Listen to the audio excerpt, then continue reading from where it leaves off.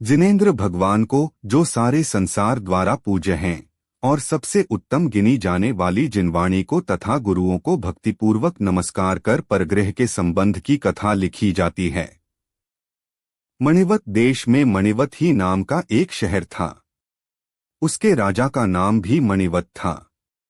मणिवत की रानी पृथ्वीवती थी। इसके मणिचंद्र नाम का एक पुत्र था। मणिवत विद्वान, बुद्धिमान और अच्छा शूरवीर था। राजकाज में उसकी बहुत अच्छी गति थी। राजा पुण्योदय से राजकाज योग्यता के साथ चलाते हुए सुख से अपना समय बिताते थे।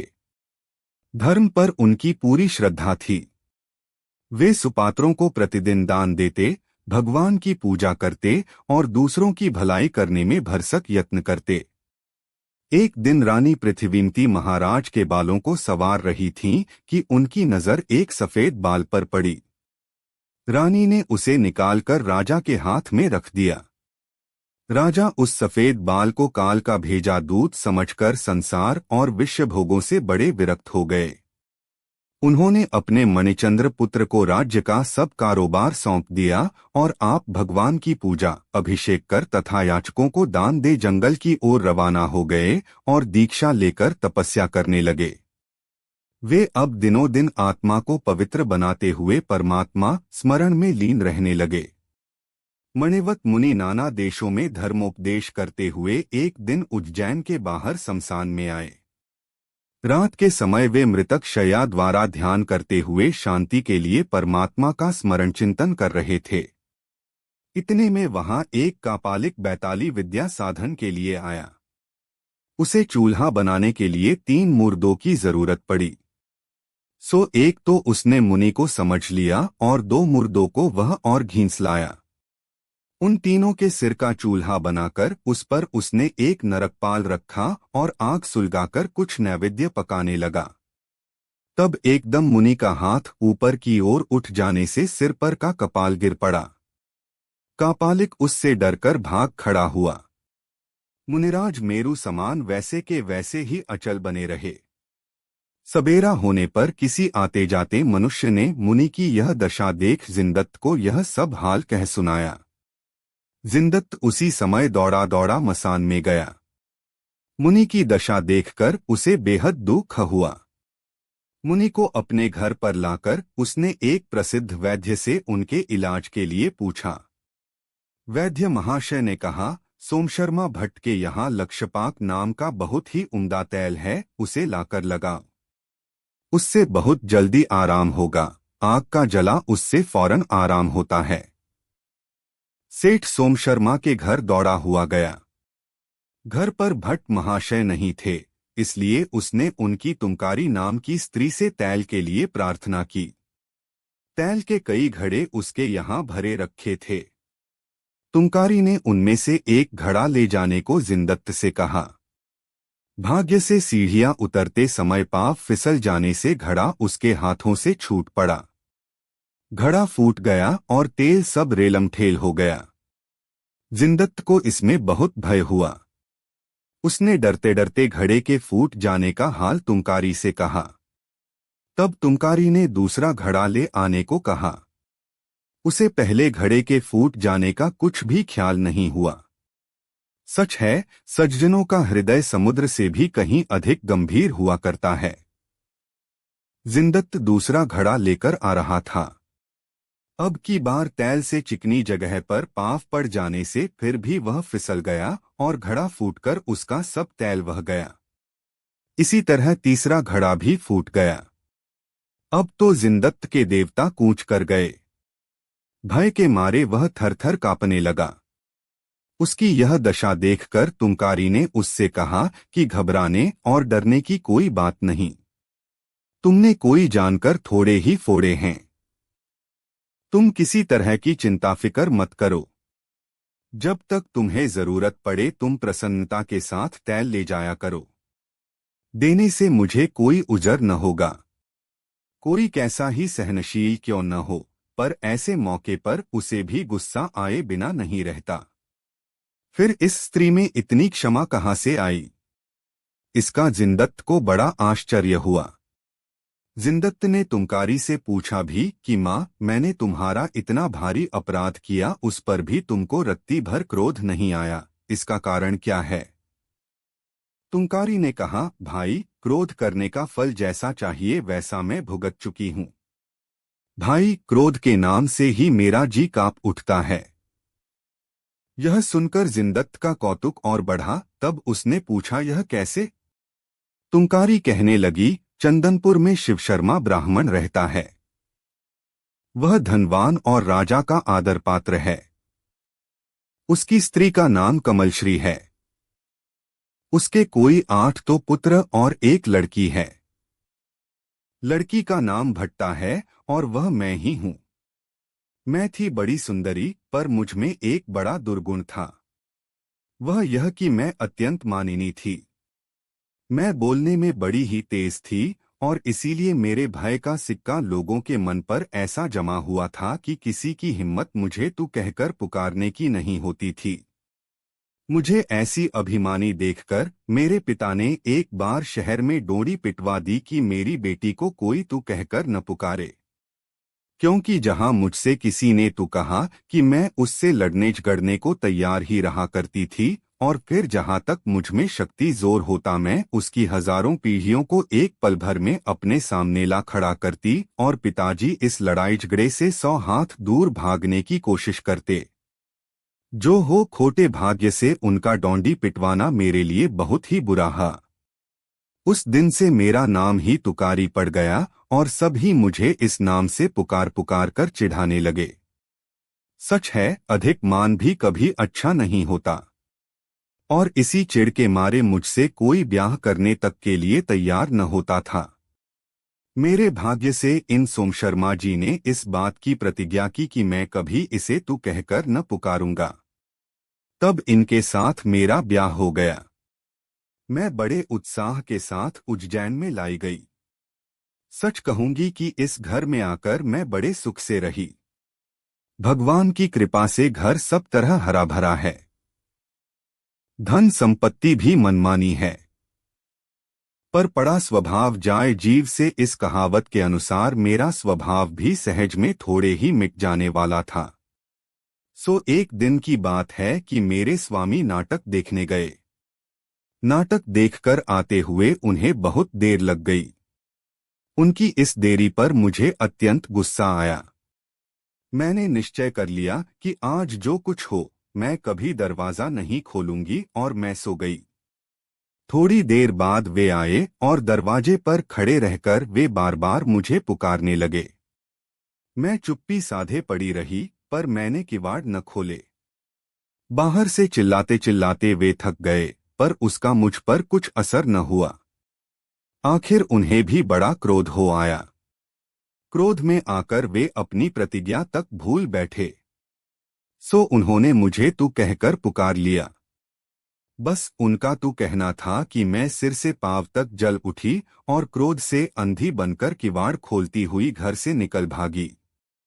मुझे उस समय कुछ न सूझा कि मैं कहाँ जा रही हूँ। मैं शहर बाहर होकर जंगल की ओर चल धरी। रास्ते में चोरों ने मुझे देख लिया। उन्होंने मेरे सब गहने दागीने और वस्त्र छीन छीन कर विजय सेन नाम के एक भील को सौंप दिया। मुझे खूबसूरत देखकर इस पापी ने मेरा धर्म बिगाड़ना चाहा, पर उस समय मेरे भाग्य से किसी दिव्य स्त्री ने आकर मुझे बचाया, मेरे धर्म की रक्षा की। भील ने उस दिव्य स्त्री से डरकर मुझे एक सेठ के हाथ सौंप दिया। उसकी नीयत भी मुझ पर बिगड़ी। मैंने उसे खूब ही आड़े हाथों लिया। इससे वह मेरा कर तो कुछ न सका, पर गुस्से में आकर उस नीच ने मुझे एक ऐसे मनुष्य के हाथ सौंप दिया जो जीवों के खून से रंगकर कंबल बनाया करता था। वह मेरे शरीर पर जौंके लगा लगाकर मेरा रोज रोज बहुत सा खून निकाल लेता था और उसमें फिर कंबल को रंगा करता था।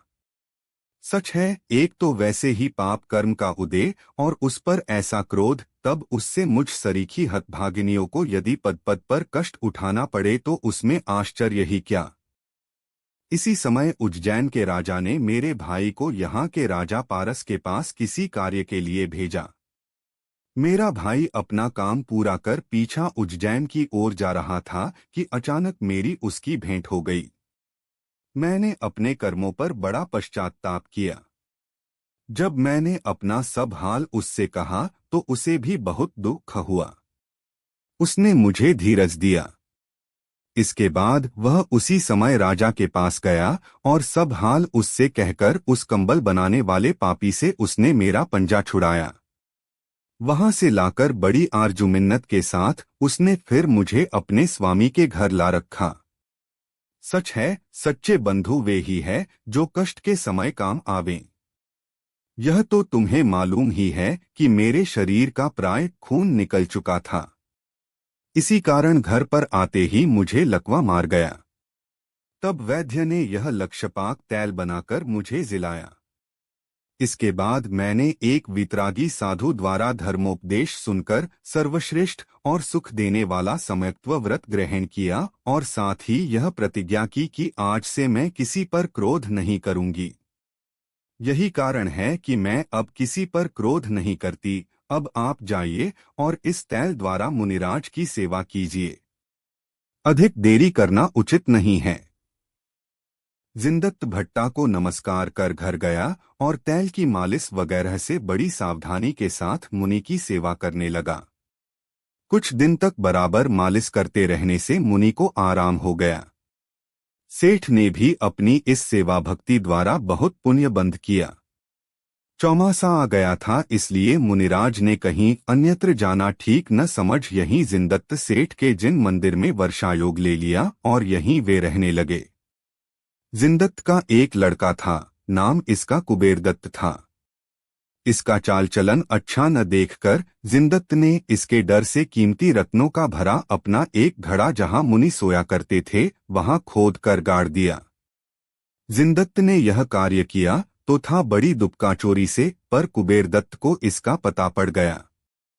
उसने अपने पिता का सब कर्म देख लिया और मौका पाकर वहां से घड़े को निकाल मंदिर के आंगन में दूसरी जगह गाड़ दिया।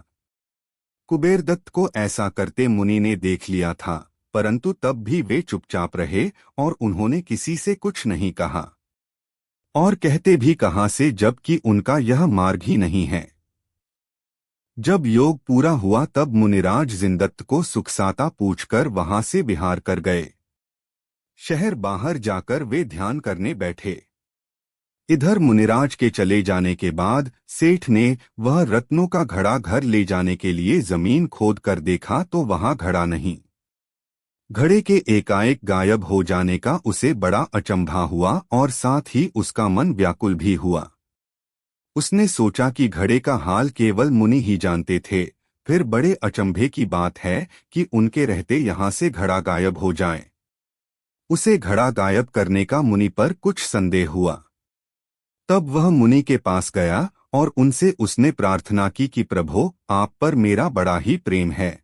आप जब से चले गए हैं तब से मुझे सुहाता ही नहीं, इसलिए चलकर आप कुछ दिनों तक और वहीं ठहरें तो बड़ी कृपा हो।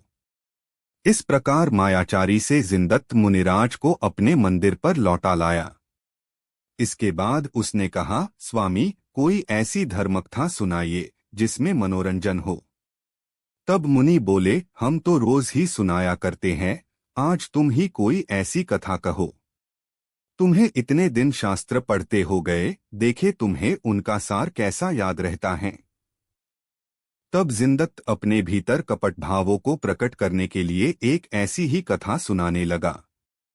वह बोला, एक दिन पद्मरथपुर के राजा वसुपाल ने अयोध्या के महाराज जितशत्रु के पास किसी काम के लिए अपना एक दूत भेजा। एक तो गर्मी का समय और ऊपर से चलने की थकावट, सो इसे बड़े जोर की प्यास लगाई। पानी इसे कहीं नहीं मिला। आते आते यह एक घनी बनी में आकर वृक्ष के नीचे गिर पड़ा। इसके प्राण कंठगत हो गए। इसकी यह दशा देखकर एक बंदर दौड़ा दौड़ा तालाब पर गया और उसमें डूबकर यह उस वृक्ष के नीचे पड़े पथिक के पास आया। आते ही इसने अपने शरीर को उस पर झिड़का दिया। जब जल उस पर गिरा और उसकी आंखें खुली तब बंदर आगे होकर उसे इशारे से तालाब के पास ले गया। जल पीकर इसे बहुत शांति मिली। अब इसे आगे के लिए जल की चिंता हुई, पर इसके पास कोई बर्तन वगैरह न होने से यह जल ले जा नहीं सकता था। तब इसे एक युक्ति सूझी। इसने उस बेचारे जीवनदान देने वाले बंदर को बंदूक से मारकर उसके चमड़े की थैली बनाई और उसमें पानी भरकर चल दिया। अच्छा प्रभो, अब आप बतलाइए कि उस नीच, निर्दयी, अधर्मी को अपने उपकारी बंदर को मार डालना क्या उचित था? मुनि बोले, तुम ठीक कहते हो। उस दूत का यह अत्यंत कृतघ्नता भरा नीच काम था। इसके बाद अपने को निर्दोष सिद्ध करने के लिए मुनिराज ने भी एक कथा कहना आरंभ की।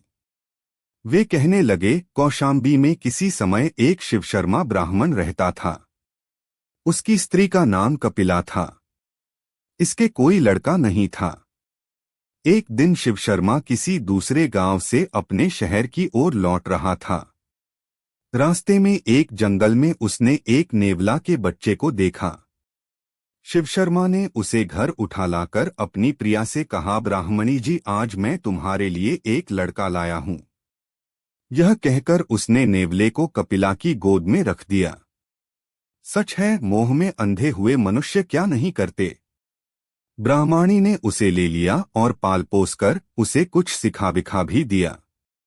नेवले में जितना ज्ञान और जितनी शक्ति थी, वह उसके अनुसार ब्राह्मणी का बताया कुछ काम भी कर दिया करता था। भाग्य से अब ब्राह्मणी के भी एक पुत्र हो गया। सो एक दिन ब्राह्मणी बच्चे को पालने में सुलाकर आप धान को खाड़ने चली गई और जाते समय पुत्र रक्षा का भार यह नेवले को सौंपती गई। इतने में एक सर्प ने आकर उस बच्चे को काट लिया। बच्चा मर गया। क्रोध में आकर नेवले ने सर्प के टुकड़े टुकड़े कर डाले। उसके बाद वह खून भरे मुंह से ही कपिला के पास गया।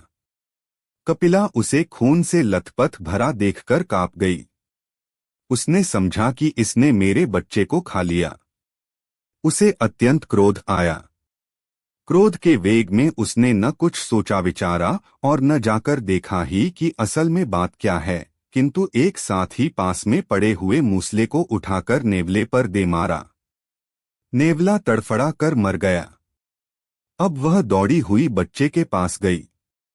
देखती है तो वहां एक काला भुजंग सर्प मरा हुआ पड़ा है। फिर उसे बहुत पछतावा हुआ। ऐसे मूर्खों को धिक्कार है जो बिना विचारे जल्दी में आकर हर एक काम कर बैठते हैं। अच्छा सेठ महाशय, कहिए तो सर्प के अपराध पर बेचारे नेवले को इस प्रकार निर्दयता से मार देना ब्राह्मणी को योग्य था क्या? जिंदत कहा, नहीं, यह उसकी बड़ी गलती हुई। यह कहकर उसने फिर एक कथा कहना आरंभ की। बनारस के राजा जितशत्रु के यहाँ धनदत्त राज्य वैद्य था। इसकी स्त्री का नाम धनदत्ता था। वैद्य महाशय के धनमित्र और धनचंद्र नाम के दो लड़के थे। लाड़ प्यार में रहकर इन्होंने अपनी कुल विद्या भी न पढ़ पाई। कुछ दिनों बाद वैद्य राज काल कर गए। राजा ने इन दोनों भाइयों को मूर्ख देख इनके पिता की जीविका पर किसी दूसरे को नियुक्त कर दिया। तब इनकी बुद्धि ठिकाने आई। ये दोनों भाई अब वैद्य शास्त्र पढ़ने की इच्छा से चंपापुरी में शिवभूति वैद्य के पास गए। इन्होंने वैद्य से अपनी सब हालत कहकर उनसे वैद्यक पढ़ने की इच्छा जाहिर की। शिवभूति बड़ा दयावान और परोपकारी था, इसलिए उसने इन दोनों भाइयों को अपने ही पास रखकर पढ़ाया और कुछ ही वर्षों में इन्हें अच्छा होशियार कर दिया। दोनों भाई गुरु महाशय के अत्यंत कृतज्ञ होकर पीछे बनारस को ओर रवाना हुए। रास्ते में आते हुए इन्होंने जंगल में आंख की पीड़ा से दुखी एक सिंह को देखा। धनचंद्र को उस पर दया आई। अपने बड़े भाई के बहुत कुछ मना करने पर भी धनचंद्र ने सिंह की आंखों का इलाज किया। उससे सिंह को आराम हो गया। आंख खोलते ही उसने धनचंद्र को अपने पास खड़ा पाया। वह अपने जन्म स्वभाव को न छोड़कर क्रूरता के साथ उसे खा गया। मुनिराज, उस दुष्ट सिंह का बेचारे वैद्य को खा जाना क्या अच्छा काम हुआ? मुनि ने नहीं कहकर एक और कथा कहना शुरू की। चंपापुरी में सोमशर्मा ब्राह्मण की दो स्त्रियां थीं। एक का नाम सोमिल्या और दूसरी का सोमशर्मा था। सोमिल्या बाज थी और सोमशर्मा के एक लड़का था। यहीं एक बैल रहता था। लोग उसे भद्र नाम से बुलाया करते थे। बेचारा बड़ा सीधा था, कभी किसी को मारता नहीं था। वह सबके घर पर घूमा फिरा करता था। उसे इस तरह जहां थोड़ी बहुत घास खाने को मिलती वह उसे ही खाकर रह जाता था। एक दिन उस बाज पापिनी ने डाह के मारे अपनी सौत के बच्चे को निर्दयता से मारकर उसका अपराध बेचारे बैल पर लगा दिया। उसे ब्राह्मण बालक का मारने वाला समझकर सब लोगों ने घास खिलाना छोड़ दिया और शहर से निकाल बाहर कर दिया। बेचारा भूख प्यास के मारे बड़ा दुख पाने लगा। बहुत ही दुबला पतला हो गया, पर तब भी किसी ने उसे शहर भीतर नहीं घुसने दिया। एक दिन जिंदक्त सेठ की स्त्री पर व्यभिचार का अपराध लगा। वह अपनी निर्दोषता बतलाने के लिए चौराहे पर जाकर खड़ी हुई, जहां बहुत से मनुष्य इकट्ठे हो रहे थे। उसने कोई भयंकर दिव्य लेने के इरादे से एक लोहे के टुकड़े को अग्नि में खूब तपाकर लाल सुर्ख किया। इस मौके को अपने लिए बहुत अच्छा समझ उस बैल ने झट वहां पहुंचकर जलते हुए उस लोहे के टुकड़े को मुंह से उठा लिया। उसकी यह भयंकर दिव्य देखकर सब लोगों ने उसे निर्दोष समझ लिया। अच्छा सेठ महाशय, बतलाइए तो क्या उन मूर्ख लोगों को बिना समझे बूझे एक निरपराध पशु पर दोष लगाना ठीक था क्या? जिंदक्त ने नहीं कहकर फिर एक कथा छोड़ी। वह बोला, गंगा के किनारे कीचड़ में एक बार एक हाथी का बच्चा फंस गया। विश्वभूति तापस ने उसे तड़फते हुए देखा। वह कीचड़ से उस हाथी के बच्चे को निकालकर अपने आश्रम में लिवा ले आया। उसने उसे बड़ी सावधानी के साथ पाला पोसा भी। धीरे धीरे वह बड़ा होकर एक महान हाथी के रूप में आ गया। श्रेणिक ने इसकी प्रशंसा सुनकर इसे अपने यहाँ रख लिया। हाथी जब तक तापस के यहाँ रहा तब तक बड़ी स्वतंत्रता से रहा। वहां इसे कभी अंकुश वगैरह का कष्ट नहीं सहना पड़ा। पर जब यह श्रेणिक के यहाँ पहुंचा तब से इसे बंधन, अंकुश आदि का बहुत कष्ट सहना पड़ता था। इस दुख के मारे एक दिन यह सांकल तोड़ तोड़ कर तापस के आश्रम में भाग आया। इसके पीछे पीछे राजा के नौकर भी इसे पकड़ने को आए। तापसी मीठे मीठे शब्दों से हाथी को समझाकर उसे नौकरों के सुपुर्द करने लगा। हाथी को इससे अत्यंत गुस्सा आया, सो इसने उस बेचारे तापस की ही जान ले ली। तो क्या मुनिराज, हाथी को यह उचित था कि वह अपने को बचाने वाले को ही मार डाले? इसके उत्तर में मुनि ना कहकर और एक कथा कहने लगे। उन्होंने कहा, हस्तिनापुर की पूरब दिशा में विश्वसेन राजा का बनाया आमों का एक बगीचा था। उसमें आम खूब लग रहे थे। एक दिन एक चील मरे सांप को चोंच में लिए आम के झाड़ पर बैठ गई। उस समय सांप के जहर से एक आम पक गया, पीला सा पड़ गया। माली ने उस पके फल को ले जाकर राजा को भेंट किया। राजा ने उसे प्रेमोपहार के रूप में अपनी प्रिय रानी धर्मसेना को दिया। रानी उसे खाते ही मर गई। राजा को बड़ा गुस्सा आया और उसने एक फल के बदले सारे बगीचे को ही कटवा डाला। मुनिराज ने कहा, तो क्या सेठ महाशय, राजा का यह काम ठीक हुआ? सेठ ने भी ना कहकर और एक कथा कहना शुरू की। वह बोला, एक मनुष्य जंगल से चला जा रहा था। रास्ते में वह सिंह को देखकर डर के मारे एक वृक्ष पर चढ़ गया। जब सिंह चला गया तब यह नीचे उतरा और जाने लगा। रास्ते में इसे राजा के बहुत से आदमी मिले जो कि भेरी के लिए अच्छे और बड़े झाड़ की तलाश में आए थे। सो इस दुष्ट मनुष्य ने वह वृक्ष इन लोगों को बता दिया जिस पर चढ़कर कि इसने अपनी जान बचाई थी। राजा के आदमी उस घनी छाया वाले सुंदर वृक्ष को काटकर ले गए। मुनिराज, जिसने बंधु की तरह अपनी रक्षा की, मरने से बचाया, उस वृक्ष के लिए इस दुष्ट को ऐसा करना योग्य था क्या? मुनिराज ने नहीं कहकर और एक कथा कही। वे बोले, गंधर्वसेन राजा की कौशाम्बी नगरी में एक अंगार देव सुनार रहता था।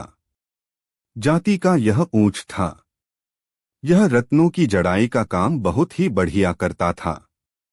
एक दिन अंगारदेव राजमुकुट के एक बहुमूल्य मणि को उजाल रहा था। इसी समय उसके घर पर मेदज नाम के एक मुनि आहार के लिए आए। वह मुनि को एक ऊंची जगह बैठाकर और उनके सामने उस मणि को रखकर आप भीतर स्त्री के पास चला गया। इधर मणि को मांस के भ्रम से कूंज पक्षी निगल गया। जब सुनार सब विधि ठीक ठाक कर पीछा आया तो देखता है वहां मणि नहीं।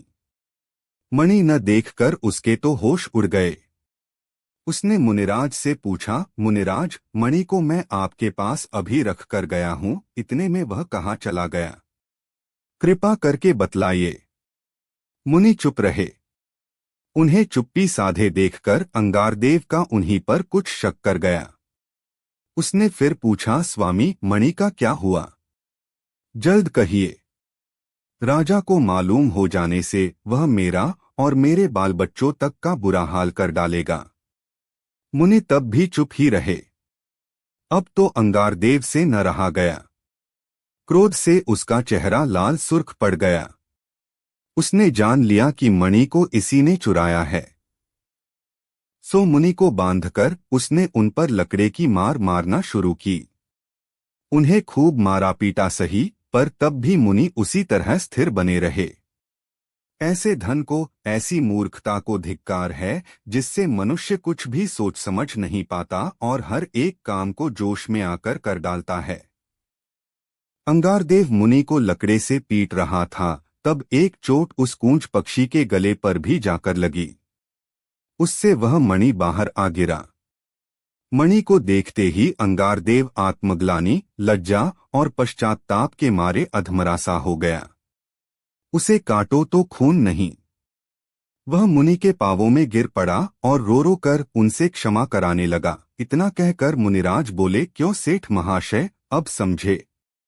मेदज मुनि को उस मणि का हाल मालूम था, पर तब भी दया के वश हो उन्होंने पक्षी का मणि निगल जाना न बतलाया, इसलिए कि पक्षी की जान न जाए और न मुनियों का ऐसा मार्ग ही है। इसी तरह मैं भी यद्यपि तुम्हारे घड़े का हाल जानता हूँ, तथापि कह नहीं सकता, इसलिए कि संयमी का यह मार्ग नहीं है कि वे किसी को कष्ट पहुँचावे। अब जैसा तुम जानते हो और जो तुम्हारे मन में हो उसे करो, मुझे उसकी परवाह नहीं।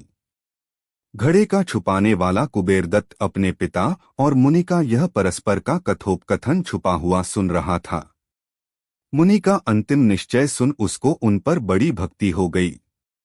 वह दौड़ा जाकर झट से घड़े को निकाल लाया और अपने पिता के सामने उसे रखकर जरा गुस्से से बोला, हाँ देखता हूँ आप मुनिराज पर अब कितना उपसर्ग करते हैं।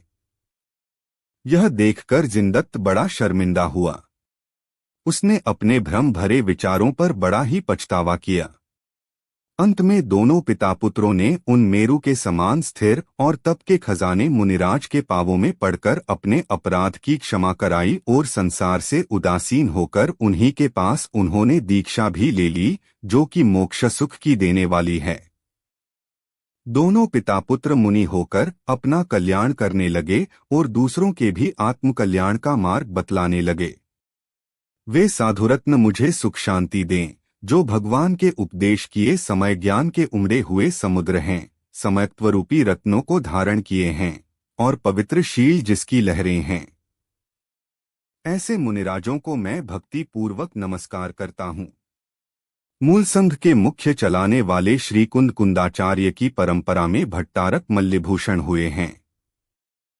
वे मेरे गुरु हैं, रत्नत्रय समय दर्शन, समय ज्ञान और समय चारित्र को धारण किए हैं और गुणों की खान हैं। वे आप लोगों का कल्याण करे। आराधना कथा कोश से 41 वी धन के लोभ से भ्रम में पड़े कुबेरदत्त की कथा का वर्णन पूर्ण हुआ। जिनवाणी माता की जय।